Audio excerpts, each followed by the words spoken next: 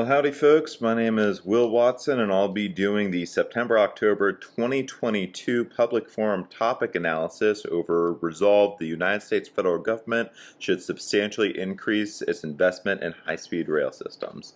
I'm very excited to do this. I'm a graduate of the Bush School of Government Public Service, where I got my master's in international affairs after I got my bachelor's in international studies from Texas A&M University, Gig'em. And I've been doing these videos for Champion Briefs. Champion Briefs is an excellent service. It'll certainly enhance your debating capacity, whether you use the evidence in the brief or if you use the table of contents to figure out what a lot of people on your circuit will be running.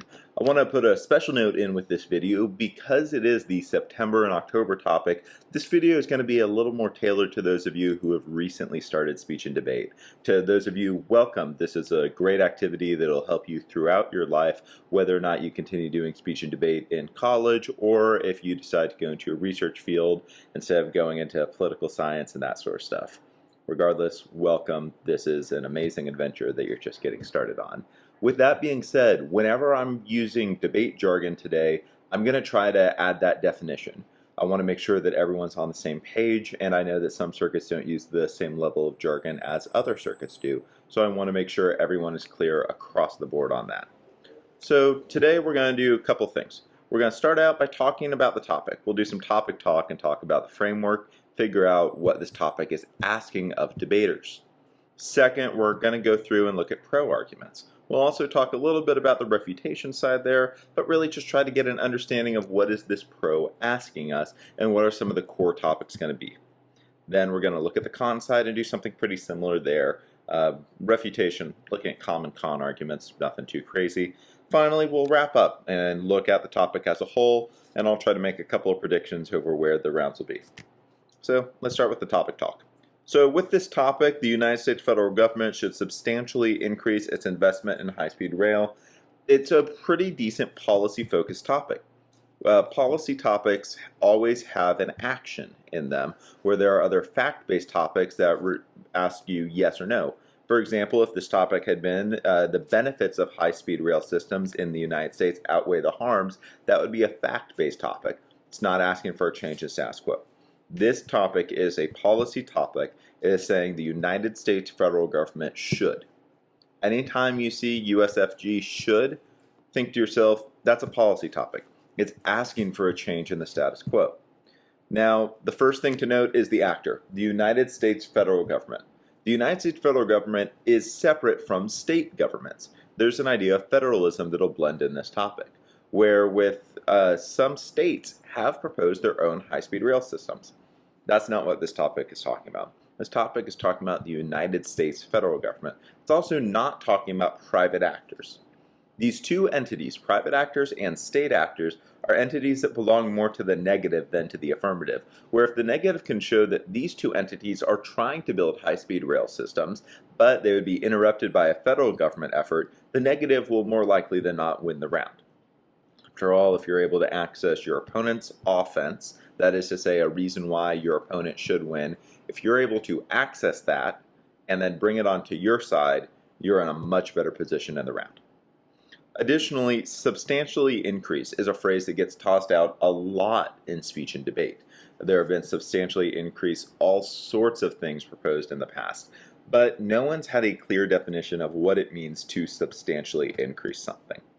I recommend that teams look at other proposals for a substantial increase to kind of get a term of art based definition for what would substantially increase high-speed rail systems look like. The other kind of word here that I think gets thrown around a little too much without enough definition is its investment. This is the United States federal government's investment in high-speed rail systems, and the topic doesn't define what that looks like. You could see some people argue that, well, increasing its investment is just increasing how many high-speed rail systems are built across the country. Other teams could argue, no, that's not what it means. An increase in investment is increasing how good current high-speed rail technology is. And we're going to invest in high-speed rail technology by making the current high-speed rail technology available a lot better. Regardless, teams should be very clear in their framing what an increase in investment is. Framing is the way in which you view the round. For example, if I was to say in today's round we should prioritize debt reduction, that would be the way I view the round. I recommend that teams propose a framework. It will make weighing your arguments a lot easier. Weighing your arguments is telling why your arguments are better than your opponent's arguments. For example, if I was to say the judge should vote for me because I prevent nuclear war instead of my opponent, even though they prevent climate change, because nuclear war would happen quicker than climate change and leading to humanity's extinction, I've done some weighing based on the time frame of my impact. So let's look at some ways to frame this topic. As I said, debt reduction is probably going to be a big one because there's a lot of economic ground for both sides regarding high-speed rail systems. At the same time, there's always the argument of lives versus money. If I can show that a high-speed rail system saves lives, how much money is the life worth?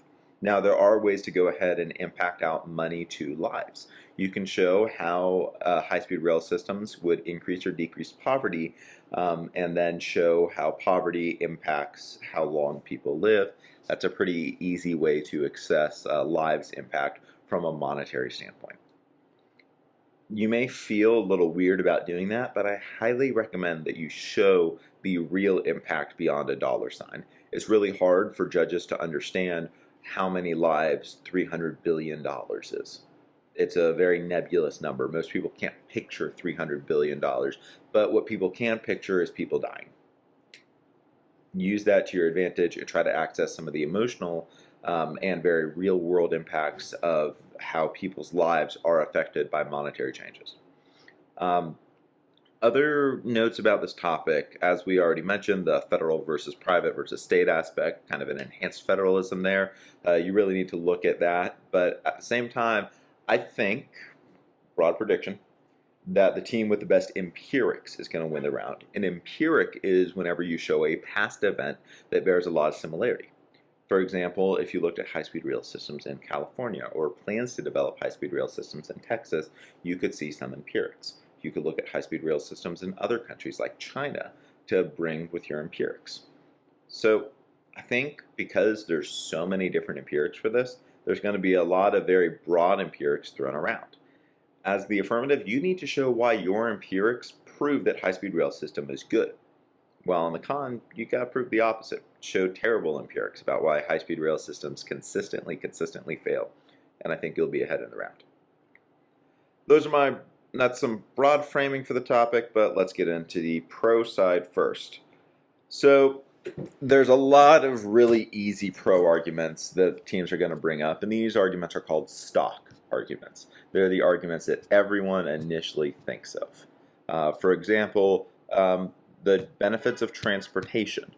Transportation is pretty widely discussed in this country, where a lot of people commute to work with cars, others take public transportation.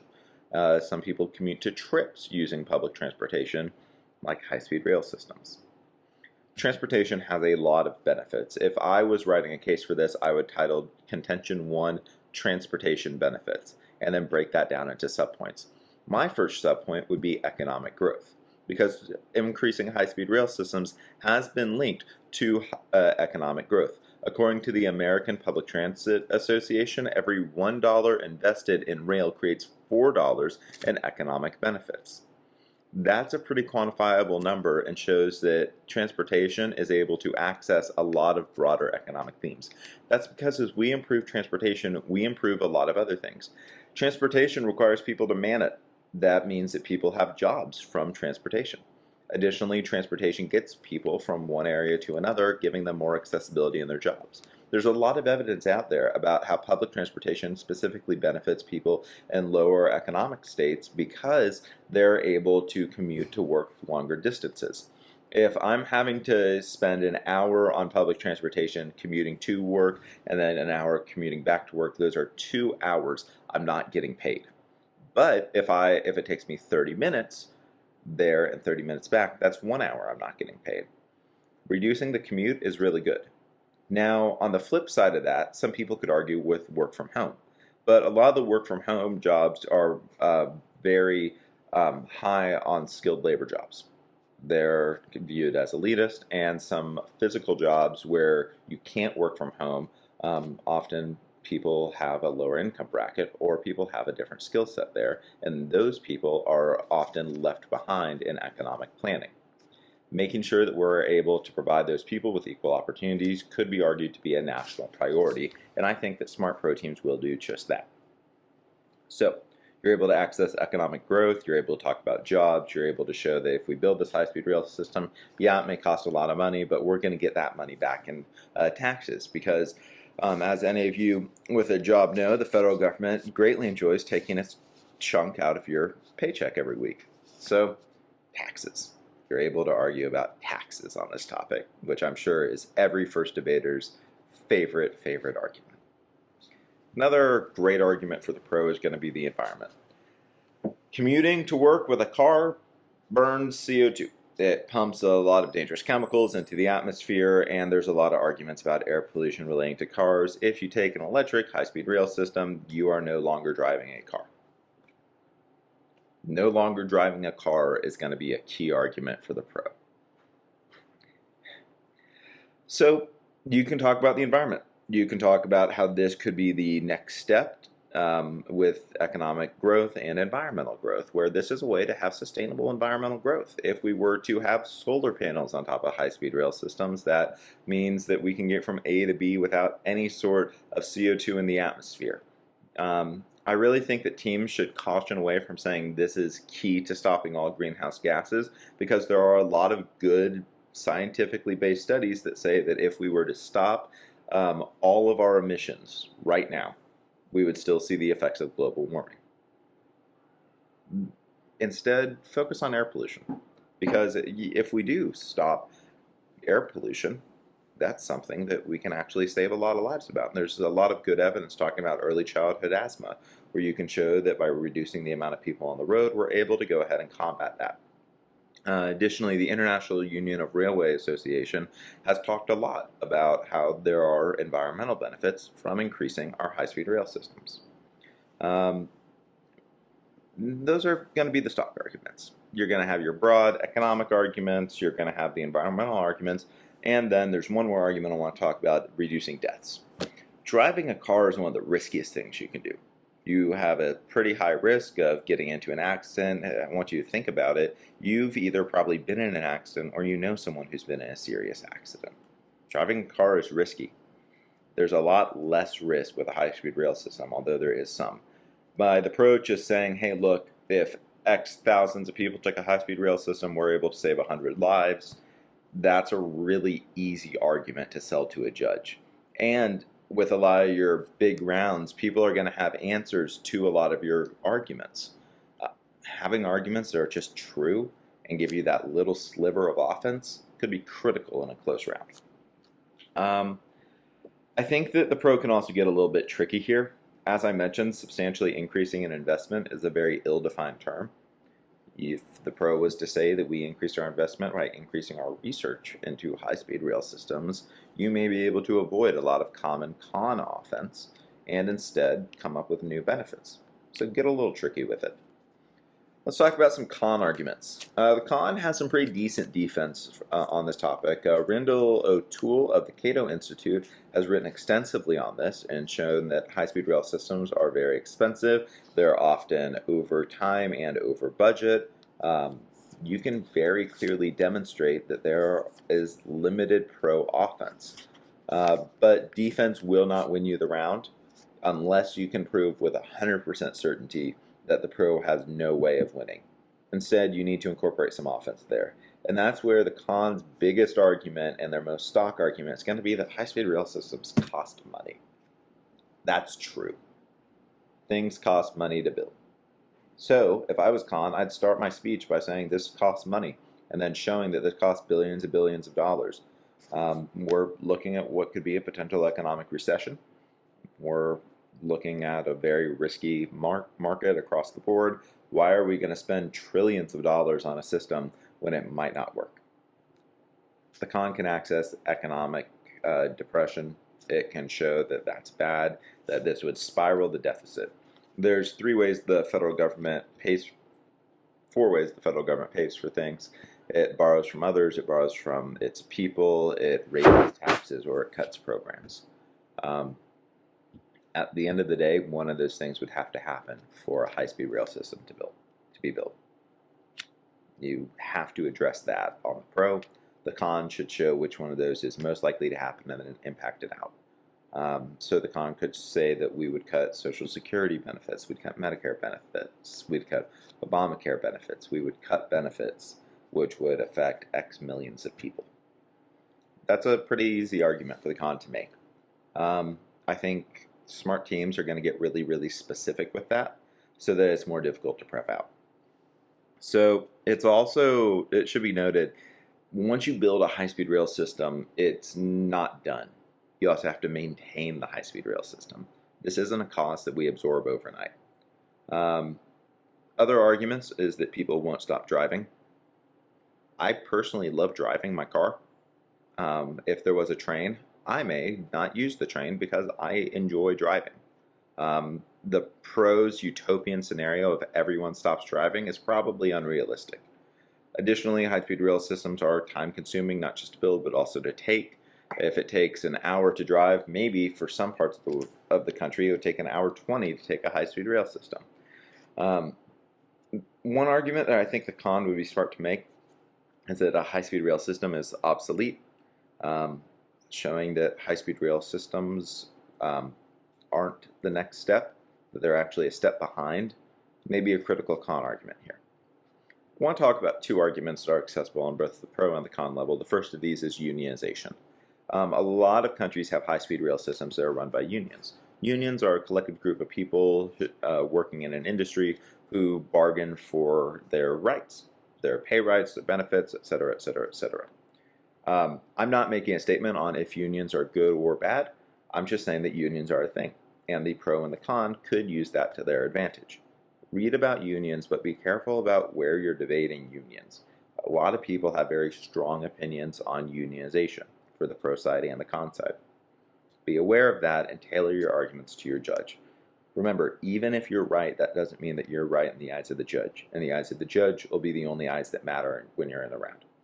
The next argument that's accessible on both levels is the China argument. The China argument is that China has extensive high-speed rail systems, and they're really good at building them, and they're good at building them affordably.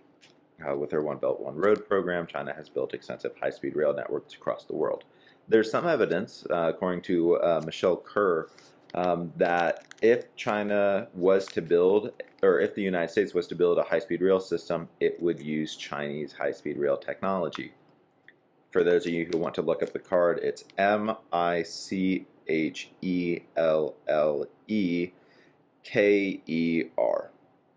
Michelle Kerr. So, get into the China debate. The pro can come back and say the U.S. building high-speed rail systems enables it to compete with China a lot more efficiently, that we would become a scientific leader in this, and that technology would give the U.S. a diplomatic edge. So, again, to wrap it up, there's good pro ground, good con ground. This is a great topic. The topic is going to come down to the idea of trade-offs. What are we willing to give to get this new shiny piece of technology? I believe that the teams who have the best empirics and really rely on past examples over data and theory are going to win the round. Examples are a lot easier to articulate and a lot easier to understand. With that, I wish everyone the best of luck debating on this topic. Go out there and do great things. Take care, y'all.